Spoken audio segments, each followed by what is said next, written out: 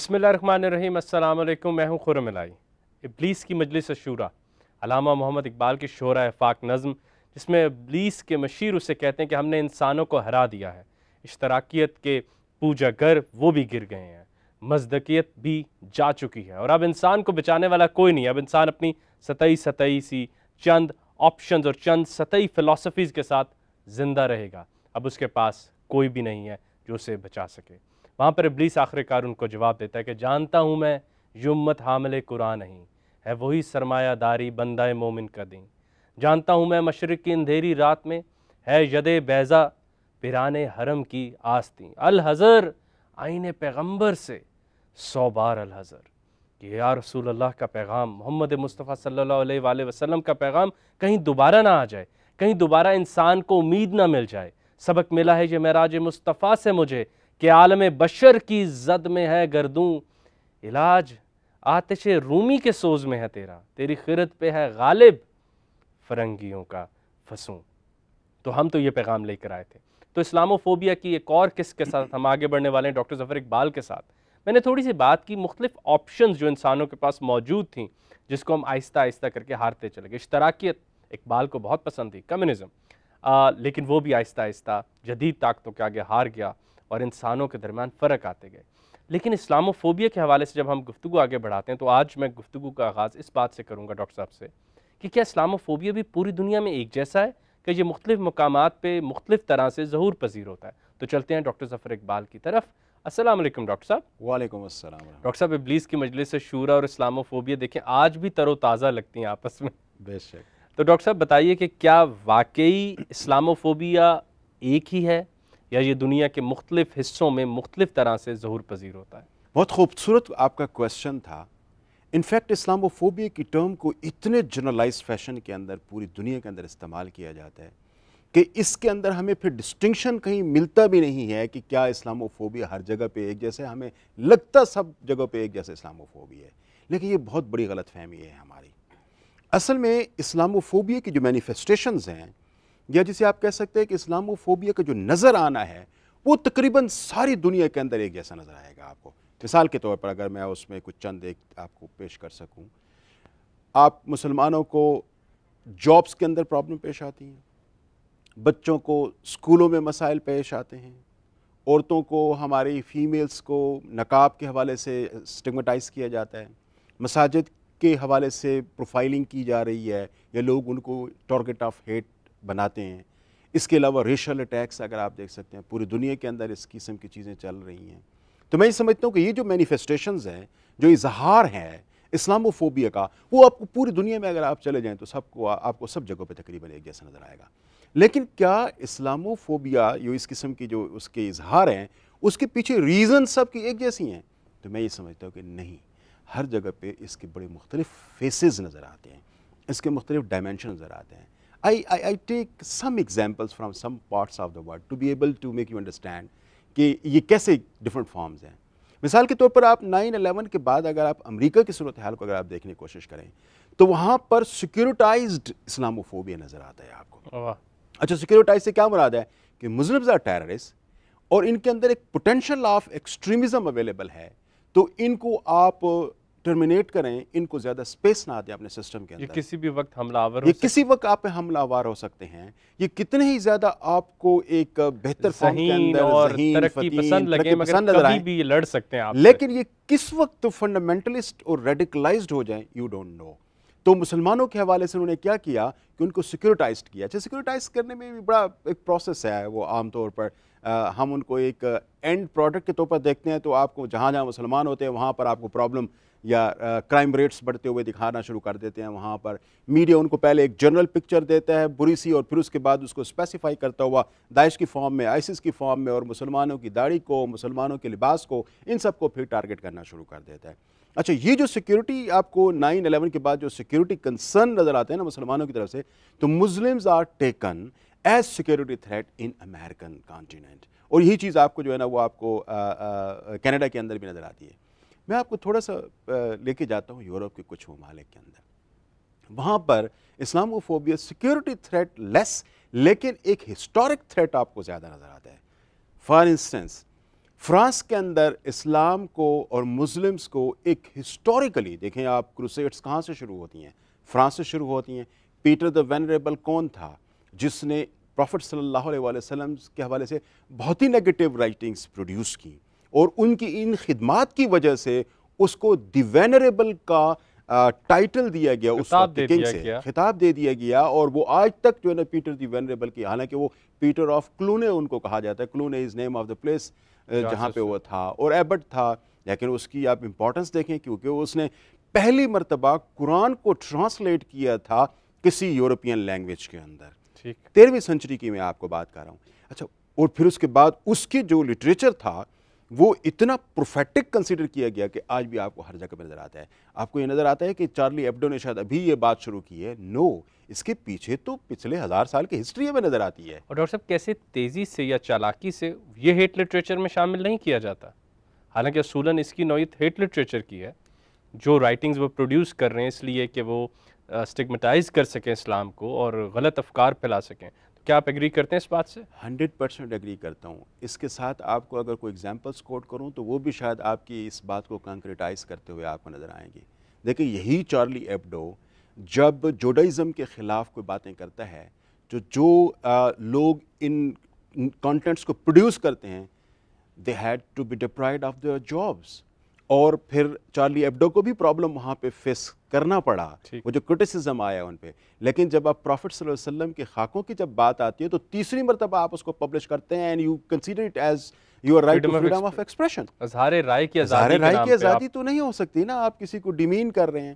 تو آپ، میں یہ کہہ رہا ہوں کہ یہ جو آج آپ کو فرانس کے اندر نظر آتا ہے، میں آپ کے پہلے کوسچن کی طرف آپ کو لے کے جاتا ہوں، تو فرانس میں اس وقت جو چیز آپ کو نظر آتا ہے تو اس کے اندر بڑی کلیئرلی ہمیں نظر آتا ہے کہ ہسٹورک ریزنز وہاں پہ پائی جاتی ہیں۔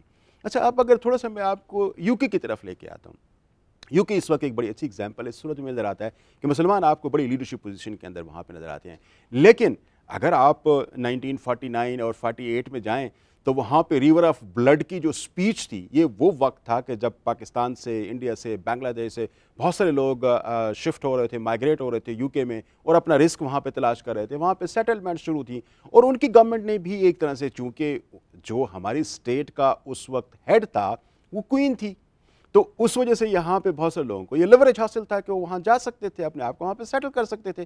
اس پہ ریول آف بلڈ کے نام سے ایک سپیچ موجود ہے جو وہاں پہ ہاؤس آف کامنز کے اندر پاول اونک نے کی تھی، اور جس میں انہوں نے کہا تھا کہ جس قسم کے سٹیپس آپ کرنے کے لیے جا رہے ہیں، Muslims are very terrorist, they will be going out of your control after some time. یہ باتیں اس وقت جب کی گئی تھی تو آج اس کو آپ اٹھا کے دیکھ لیں تو وہ کسی صورت میں ان کہ ہاں یہ چیز ڈسکشن میں آتی ہے کہ ہم نے غلط سٹیپس لیے تھے کہ اتنے زیادہ مسلمانوں کو یہاں پہ سیٹل ہونے کا یہاں پہ موقع دیا تھا۔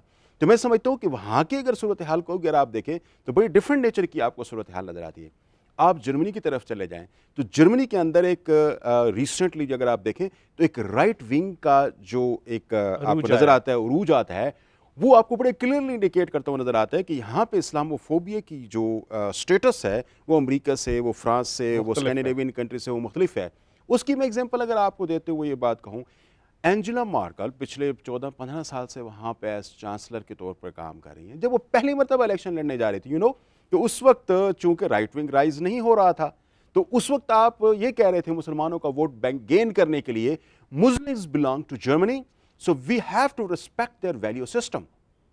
لیکن جب اب الیکشن میں جاتی ہیں تو ان کو یہ نظر آتا ہے کہ اب تو رائٹ ونگ کی رائز ہے، تو وہ یہ کہہ رہے ہیں کہ if Muslims have to live in Germany they have to respect our values۔ اب دیکھیں نا کتنا کنٹراسٹ آپ کو ان لاسٹ 1 decade میں نظر آتا ہے کہ جہاں پر آپ کا ڈسکورس کی نیچر ہی تبدیل ہو رہی ہے، اور وہاں پہ اور مسلمانوں کو ایک تھریٹ کی فارم کے اندر آپ کو دیکھنا شروع کرتے ہیں۔ اچھا، پھر اگر آپ چلے جائیں آسٹریلیا کے اندر، آسٹریلیا کے اندر ایک بڑی ڈفرینٹ فارم کے اندر اسلاموفوبک چیزیں موجود ہیں، وہاں پہ ریشل اٹیکس مسلمانوں پہ بہت زیادہ ہو رہے ہیں۔ ابھی جو لیٹسٹ پیو رپورٹ ہے جو کہ اس قسم کی رپورٹس اینولی ریلیز کرتی رہتی ہے، تو سب سے زیادہ racial acts against Muslims and mosque and all these یہ آسٹریلیا کے اندر آپ کو ریکارڈ ہوتے ہوئے نظر آتے ہیں. And this would be something surprising for the people because کہ ان کو تو یہ نظر آتا ہے کہ آسٹریلیا کے اندر صورتحال بہت بہتر ہے, امریکہ اور شاید یورپ کے اندر پرابلم ہو, لیکن اگر آپ ریکارڈ اٹھا کے دیکھیں تو آپ کو وہاں پہ نظر آتا ہے. اور یہی چیز آپ کو کسی صورت میں ریفلیکٹ ہوتے ہوئے نظر آتی ہے. یہ جو کرائسٹ چرچ کا جو واقعہ ہے, یہاں پہ ایک نیوزی لینڈ میں ایک بندہ جاتا ہے اور مسجد کے اندر داخل ہو کے وہاں پہ مور دین 50 پیپل دے ور مارٹرڈ دیئر. تو یہ کہاں سے یہ نفرت آئی ہے, یہ کہاں سے ان کو یہ اس قسم کی چیزیں مل رہی ہیں؟ تو میں یہ سمجھتا ہوں کہ چاہے مختلف ممالک دنیا کے ہیں, ان سب کے اندر بڑی ڈفرینٹ فیسز آف اسلاموفوبیا ہے. کہیں پر ریسزم ہے, کہیں پہ پریجوڈس ہے, کہیں پہ سیکورٹائزیشن ہے, کہیں پہ وہ جو ایڈورڈ سعید کے اورینٹلسٹ اپروچ ہے کہ یہ اورینٹس ہیں, ہم سے بڑے مختلف ہیں, ہم آکسیڈنٹس ہیں.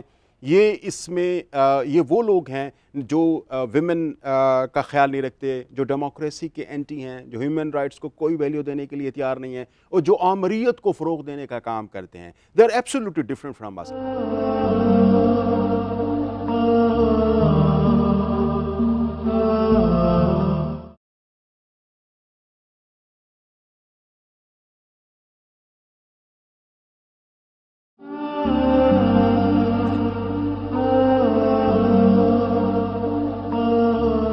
ایک اور ہمارے ہمسائے میں ملک ہے جس کے پاس بہت بڑی آبادی ہے مسلمانوں کی, مگر ہم جدید دور میں پھر 21ویں صدی میں دیکھتے ہیں کہ سٹیزن شپ امینڈمنٹ ایکٹ آتا ہے, جس میں مسلمانوں کو دوبارہ سے پروو کرنا پڑتا ہے کہ ہم مسلمان ہیں اور ہم یہیں کے باسی تھے, اور ان کو ایک خاص اسٹیٹ کے ساتھ وفاداری کے پیکٹ دوبارہ دینے پڑتے ہیں. وہ ملک بیف کا, گوشت کا بڑا ترین ایکسپورٹر ہے, مگر مسلمان وہاں پہ ذبح نہیں کر سکتے, اور خصوصاً بیف, خصوصاً کاؤز کو, بھینسوں کو, گائے کو لے کر جانا بھی ایک مسئلہ بن گیا ہے.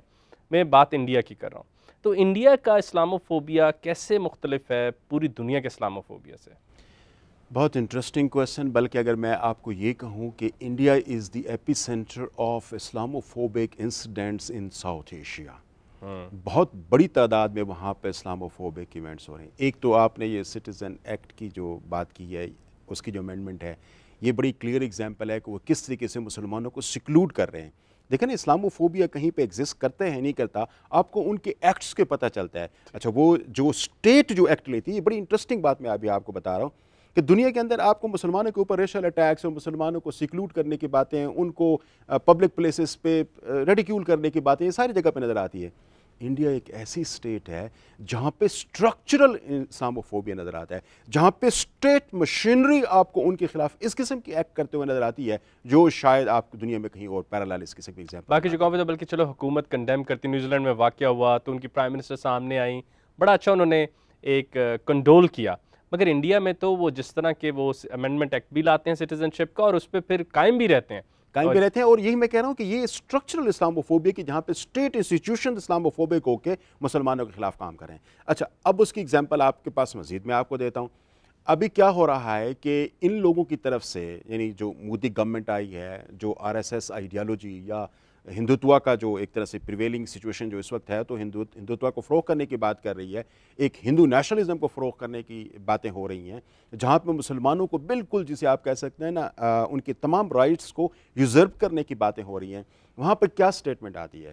رائٹ, جسے آپ کہہ سکتے ہیں رائٹ ہینڈ آف مودی کون ہے, وہ آندھرا پردیش کا جو CM ہے, وہ کیا الفاظ بولتا ہے کہ اگر کوئی مسلمان کسی ایک ہندو لڑکی کو ریپ کرتا ہے تو I will allow you to go and rape 100 Muslim girls.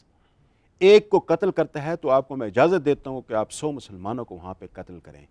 پھر اگلی بات کیا ہوتی ہے؟ شہروں کے نام مسلمانوں کے حوالے سے جو تھے وہ تبدیل ہو رہے ہیں, ایئرپورٹس کے نام تبدیل ہو رہے ہیں, میوزیمز جو کہ مغلیہ دور کی چیزوں کو وہاں پہ رکھا ہوا ہے, اور مغلیائی جو لیڈرز تھے ان کے وہاں کے ناموں کے جو میوزیمز ہیں وہ وہاں پہ تبدیل ہو رہے ہیں. اردو کو کشمیر, جو کہ الیگل انڈین آکوپائڈ کشمیر میں اردو کو ایز اے اسٹیٹ لینگویج کے طور پہ بالکل سر وہ بھی ہٹا دیا گیا. جی, ابھی ایک آپ کو اور ایگزامپل دیتے ہوئے میں آپ کو بات کروں کہ انڈیا کے اندر جو پچھلے کچھ دنوں میں کرونا کی جو صورتحال پیش آئی, تو اس میں کیا ہوا کہ ایک تبلیغی جماعت جب جاتی ہے اور اس میں سے کچھ لوگ کرونا افیکٹڈ ہوتے ہیں, پازیٹیو ہوتے ہیں, اور وہ اس کو یہ کہہ رہے ہیں کہ یہ کرونا جہاد ان لوگوں نے شروع کیا ہوا ہے. دے used in fact this term کہ کرونا جہاد انہوں نے شروع کیا ہوا ہے. یہ تبلیغ جماعت کے گار میں جاتے ہیں اور مختلف علاقوں کے اندر جاتے ہیں اور جہاں جہاں یہ جاتے ہیں وہاں پہ کرونا کے پھیلاؤ کا باعث بن رہے ہیں. اور انہوں نے اس ایکٹ کو ایک جسے آپ کہہ سکتے ہیں بڑا ڈیلیبریٹ ایکٹ آف مسلم قرار دیا اور اس کو کرونا جہاد سے انہوں نے تشبیہ دی ہے. اور اس کے حوالے سے بڑی کنڈمنیشن سٹیٹس کے اندر مختلف سٹیٹس کے اندر آپ کو انڈیا میں نظر آتی ہے. میں آپ کو ایک اور بڑا افسوسناک واقعہ سناتا ہوں جو انڈیا کی جو سلیکان ویلی جس کو بینگلور کہا جاتا ہے، آج سے 2-2.5 ماہ پہلے کی بات ہے کہ وہاں پہ ایک نوین نامی لڑکا جو کہ وہاں کے کسی منسٹر کا بھتیجا بھی تھا، اس نے کیا کیا کہ اسی چیز سے فائدہ حاصل کرنے کے لیے اس نے آپ صلی اللہ علیہ وسلم کے حوالے سے مختلف قسم کی نگیٹیوٹیز اپنے فیس بک اور اپنے سوشل میڈیا پہ شیئر کی. اس سے کیا ہوا کہ مسلمانوں کے اندر ڈیفینیٹلی غم و غصہ بڑھ گیا. دے نیو دس تھنگ کہ اس کا ریئیکشن کیا ہو سکتا ہے اور اس سے کس قسم کے بینیفٹس ہم ایکرو کر سکتے ہیں. اسی چیز کو بیس کرتے ہوئے اس نے یہ کام کیا اور مسلمان چونکہ یہ ہر مسلم کے ڈیفینیٹلی یہ ہارٹ کے قریب ہے یہ چیز، وہ تو کبھی بھی برداشت نہیں کر سکتا کہ اس کے پروفٹ صلی اللہ علیہ وسلم کے حوالے سے خدا بزرگ تو یہ قصہ مختصر. تو انہوں نے کیا کیا کہ جب جلوس نکالا اس پہ تو اس پہ پولیس نے ان پہ فائرنگ کی. 7 پیپل ڈائیڈ. جو پروٹیسٹرز تھے 7 ان میں سے انفارچونیٹلی ان کی ڈیتھ ہو گئی اور 150 سے زیادہ لوگوں پہ FIR کاٹ کے ان کو جیلوں میں ڈال دیا گیا. اور وہ شخص جس نے یہ بلاسفیمی کی تھی now he is abroad, he has flown from Silicon Valley of India to Silicon Valley United States. اب یہ دیکھیں کہ دنیا کو یہ پتہ چل رہا ہے، اب یہ اس طرح سے میسج دیا جا رہا ہے کہ go against the Muslims, nobody is there to ask you and you in a day time will become an international person. اور ڈاکٹر صاحب انڈیا میں خصوصاً جیسے کہ آپ نے بتایا کہ ان کا ایک ایکسپینشنسٹ پروگرام ہے کہ یہ ہندوتوا بنانا ہے، یہ ہندوؤں کا راج کرنے والا ایریا ہوگا جہاں سے ہندوتوا اور بھی علاقوں میں پھیلے گا. امریکن کانگریس کی رپورٹ نے یہ بتایا کہ گھر واپسی پروگرام کہ تم سب لوگ حادثاتی طور پہ یا جلد بازی میں یا کسی وداؤٹ دا فری کنسنٹ ہندو ہو گئے تھے لیکن اب آپ واپس آ سکتے ہیں، دوبارہ ہندو ہو سکتے ہیں. تو ڈاکٹر صاحب کیا ہم آہستہ آہستہ کلیش آف سویلائزیشن دیکھ رہے ہیں جس کی طرف ایڈورڈ سید کا اشارہ تھا، کبھی گوئٹے کا اشارہ تھا یا اقبال کا، کہ پوری دنیا ایک اور ہے اور ہم مشرقی یا مسلمان اور ہیں اور ہم جلد ٹکرائیں گے؟ کیا ہم آرماگیڈن کی طرف بڑھ رہے ہیں؟ کیا ہو رہا ہے آگے؟ اچھا، یہ جو سیمول ہنٹنگٹن کی اپروچ ہے جس کو کلیش آف سویلائزیشن کہتے ہیں، 1992 میں پہلی مرتبہ اس نے آرٹیکل لکھا اور بڑی انٹرسٹنگ بات میں اگر آپ کے ساتھ اس پہ شیئر کروں تو this was an article that appeared first time in 1992 in Foreign Affairs journal. ایک جرنل ہے امریکہ سے شائع ہوتا ہے. تو اس کے اندر اس نے کلیش آف سویلائزیشن کے آگے کوسچن مارک ڈالا تھا. It means that he was not sure whether وہ بھی میری طرح مکمل جواب نہیں جانتا تھا وہ، لیکن he raised this question that there might be some kind of clash of civilization. Basically وہ آئیڈیا اس کا یہ تھا کہ جو کلیش آگے دنیا میں آئیں گے وہ آئیڈیالوجیکل نہیں ہوں گے، وہ اکانومی پہ بیس کرتے ہوئے نہیں ہوں گے، وہ آن دا بیسس آف کلچر ہوں گے. یعنی جو کلچر ہے نا وہ فالٹ لائن بنے گی کلیش کی. اور اس طریقے سے اس نے دنیا کو 7-8 ڈفرینٹ گروپس کے اندر تقسیم کیا کہ ان کے درمیان میں کلیشز تہذیبوں کا ٹکراؤ ہوگا اور وہ تہذیبیں جو ہے نا وہ کلچر کو ہی اس نے ایکچولی ایک تہذیب کی فارم کے اندر وہ مذہب نہیں ہوگا مگر کلچر کی چھاؤں میں یہ جنگیں ساری لڑی جائیں گی. اب دنیا میں واحد مذہب جسے آپ کہہ سکتے ہیں وہ یہ ہے کہ جو کلچر کی بات بھی کرتے ہیں اور آپ کا پورا کلچر کوڈ آف لائف دیتا ہے، وہ اسلام ہے آپ کو. لہٰذا اسلام ایک طرح سے وہ ایک پورے کلچر کی فارم کے اندر دنیا کے باقی جو چیزیں ہو سکتے ہیں، چاہے وہ یلو ریس ہے یا افریکنز ہیں یا امریکنز ہیں یا انڈونیشینز ہیں، یہ ساری جسے آپ کہہ سکتے ہیں ان کے مقابلے میں اسلام کو ایز اے کلچر جو ہے نا وہ پوز کیا گیا ہے. اب یہ تھوڑا سا سمجھنے کی ضرورت ہے کہ باقی دنیا کے لوگ ہیں وہاں پہ کلچر ڈفرینسز موجود ہیں، یہاں پر انہوں نے اسلام کو ایز اے کلچر باقی سب کے اگینسٹ جو ہے نا وہ کھڑا کر دیا کہ اسلام کے اگینسٹ جو ہے نا وہ باقی جو سویلائزیشنز ہیں وہ کس طرح سے جا سکتی ہیں. اچھا، 1997 میں کیا کرتا ہے کہ 1997 میں یہ بات ایک کنسیڈر کرتا ہے کہ yes there does exist a clash of civilisation, یا دنیا کلیش آف سویلائزیشن کی طرف جا رہی ہے. تو 1992 میں آرٹیکل تھا لیکن 1997 میں یہ بک شپ کے اندر وہ دیتا ہے، اس وقت اس کا کوسچن مارک نہیں ہوتا because at that time he was sure. In 5 years he got to sure it کہ اسلام جو ہے نا یا جو ممالک ہیں مختلف دنیا کے یا تہذیبیں جو مختلف ہیں ان کا ٹکراؤ کلچر کی بنیاد پہ ہونا ہی ہونا ہے. اچھا، اب تھوڑا سا میں آپ کو اس پہ بڑا انٹرسٹنگ چونکہ سوال تھا تو میں اس کو آپ کو تھوڑا سا پیچھے بھی لے کے جاتا ہوں کہ یہ 7 ڈفرینٹ سویلائزیشنس کی بات کرتا ہے. لیکن اس سے اگر ہم تھوڑا سا پیچھے آتے ہیں 1978 کے اندر، تو 1978 کے اندر ایڈورڈ سعید اورینٹلزم جب دے رہا ہے تو اس میں وہ دو قسم کی گروپس کو دنیا کے اندر دکھاتا ہے. ایک اورینٹس ہیں جو کہ جسے آپ کہتے ہیں کہ وہ اپنے آپ کو ڈیفائن نہیں کر سکتے, ان کو پتہ نہیں ہے میرا فیوچر کیا ہے, وہ تھوڑے سے ڈس ایڈوانٹیج پوزیشن پہ ہیں, اور ان کے مقابلے میں آکسیڈنٹس ہیں جو بڑے ڈیولپڈ ہیں, اوپن مائنڈ ہیں, they have respect towards democracy, they have respect towards human values, human rights and women. جبکہ یہ دوسری سائڈ پہ جو لوگ موجود ہیں ان کے ساتھ ان کی کوئی لینا دینا نہیں ہے. ایک طرح سے آپ کہہ سکتے ہیں کہ یہ دونوں بڑی ایکسٹریم پوزیشن پہ, بائنری پوزیشنز پہ دونوں اویلیبل ہیں. یہ اس نے دیا تھا. اچھا میں آپ کو بہت انٹرسٹنگ بات بتاؤں کہ یہ جو آپ کا کلیش آف سویلائزیشن جو بڑی ریفائنڈ فارم آف اورینٹلزم بننے جا رہا ہے, یہ آپ کو پھر 7 فارمز کے اندر یہ آپ کو دکھاتا ہے, اور مسلمان دونوں جگہ پہ آپ کو جو ہے نا وہ ریفلیکٹ ہوتے نظر آتے ہیں. اورینٹ پہ یہاں پر زیادہ تر مسلمان نظر آتے ہیں, اور کلیش آف سویلائزیشن کی فارم کے اندر بھی آپ کو مسلمان نظر ہیں. ایک تیسری ایفرٹ بھی بڑی امپورٹنٹ ہے جو کہ بڑی کم ڈسکشن میں لائی جا سکتی ہے, وہ ہومی کے بھابا کا ہے, کہ جہاں پر وہ کلیش آف کلچرز کی ایکچولی تھیوری دینے کی کوشش کرتا ہے, جو اگین ایک زیادہ ریفائنڈ فارم ہے کلیش آف سویلائزیشن کی, وہ بھی آپ کو کسی فارم کے اندر نظر آتی ہے. ڈاکٹر صاحب, میڈیا کا کردار سے پہلے میں ایک تھوڑا سا تمہید باندھنا چاہتا ہوں. ٹاپ گن مووی آئی, اس کے بعد جنگی جہازوں کا رومانس پوری دنیا میں دیکھے گا. War of the worlds H G Wells نے لکھی, اور امریکہ میں ایک انارکی کی صورتحال پیدا ہوئی جب ایلین اٹیک سمجھا ہو گیا ہے, جب وہ اسے ریڈیو پہ پلے کیا گیا. 3 کنگز مووی آتی ہے, اس کے بعد عراق پر حملہ ہو جاتا ہے. ہم دیکھتے ہیں کہ اب جیسے ڈکٹیٹر مووی بنائی گئی جس میں ایک مزاح یا تنقید یا سیٹائر میں مسلمانوں کے رویوں کو ریڈیکیول کیا گیا, اور میرے خیال سے میڈیا کا یہ کام اگر ہونا چاہیے تو بے باکی سے کرے, سبلیمنلی, یعنی کہ انسانی کانشیس سطح سے پیچھے رہتے ہوئے لوگوں کو بدل رہے ہیں. آپ کیا سمجھتے ہیں کہ آہستہ آہستہ میڈیا میں اسلاموفوبیا کے خلاف استعمال ہو رہا ہے, یا وہ ہوا دے رہا ہے, اور میڈیا اس ساری اسلاموفوبک ازم کو لے کر کہاں بڑھ رہا ہے؟ دیکھیں سر, اس وقت جو میڈیا آپ کا ایک ڈسکورس جنریٹ کر رہا ہے, ہم پہلی بات تو یہ سمجھنے کی کوشش کریں کہ جب ہم میڈیا کی بات کرتے ہیں تو ہمارے ذہن میں صرف اور صرف جو ہے نا نیوز میڈیا آتا ہے. دس از اے ویری رانگ امپریشن. میں یہ سمجھتا ہوں کہ یہ تو سارا کا سارا آپ کا 20% آف دا ٹوٹل چنک ہے جس کو آپ نیوز میڈیا کہتے ہیں, اور اس کے اندر یہ نیگیٹیوٹیز بھری پڑی ہیں پوری دنیا کے میڈیا کے اندر. اگر میں ان کو ایگزامپلس کوٹ کرنا شروع کروں کہ آسٹریلیا میں کیا ہو رہا ہے, امریکہ میں کیا ہو رہا ہے, فرینچ نیوز پیپر اور اسکینڈینیوین نیوز پیپرس, تو ایک بہت لمبی ڈیبیٹ اس پہ ہو جائے گی. لیکن میں صرف آپ کو یہ بتانے کی کوشش کر رہا ہوں کہ یہ جو کچھ بھی اس وقت میڈیا کے تھرو پیش کیا جا رہا ہے, یہ ایک خاص سبلیمیل سٹائل جو آپ نے بولا ہے نا, کہ ایک خاص طریقے سے آہستہ اس کا پلیس کیا جاتا ہے دماغ کے اندر, اور اس میں ایک فیلنگز جنریٹ کی جاتی ہیں لوگوں کو کہ مسلمز اور اسلام آپ کے لیے کتنا خطرناک ہو سکتے ہیں. آپ پبلش اسکالر ہیں, میں بالکل ہاں اور نہ میں بھی جواب چاہتا ہوں. آپ سمجھتے ہیں کہ ڈیپ اسٹیٹس یا ڈیپ ایجنڈا شامل ہے مسلمانوں کو پروو کرنے کے لیے میڈیا پہ؟ Absolutely, giving you example about that. آپ یہ دیکھیں کہ آج سے کچھ عرصہ پہلے, میں 2012 سمر کی بات کر رہا ہوں, انوسینس آف مسلمز کے نام سے ایک چھوٹا سا ٹریلر, 14 منٹس ٹریلر یوٹیوب پہ اپلوڈ ہوتا ہے. آپ یہ دیکھیں کہ جب یوٹیوب پہ وہ اپلوڈ ہوتا ہے تو مسلم ممالک کے اندر ارتعاش پیدا ہوتا ہے, کیونکہ اس ٹریلر کے اندر آپ صلی اللہ علیہ وسلم کو ڈارک لائٹ میں دکھایا جاتا ہے, مس ریپرزنٹیشن ہوتی ہے وہاں پر, ایک بلاسفیمس پیس ہے. ہم یہاں پہ پاکستان کے اندر اس کے خلاف جاتے ہیں, مسلمان یہاں پہ مظاہرے کرتے ہیں. You know what happened, 20 people died only in Pakistan while protesting against that release of trailer.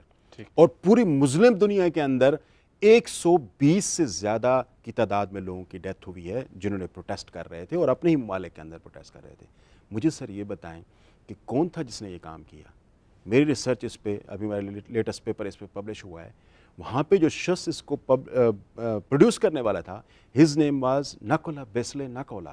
اور نکولا بیسلے نکولا اپنے انٹرویوز میں امریکن میڈیا کو یہ بات کہتا ہے کہ I was paid $500 million to produce this trailer. $500 million. کون یہ کر رہا ہے؟ امریکن ایف بی آئی یہ کہتی ہے کہ امریکہ کے اندر صرف اور صرف, میں دنیا کی بھی پھر اگین بات نہیں کر رہا, کہ 872 ہیٹ گروپس آپریٹ کر رہے ہیں. تو یہ کیا ہیٹ گروپس خود بخود آپریٹ کر رہے ہیں؟ کوئی منی پورنگ نہیں ہو رہی ان کے خلاف؟ کون ان کو پیسہ دے رہا ہے؟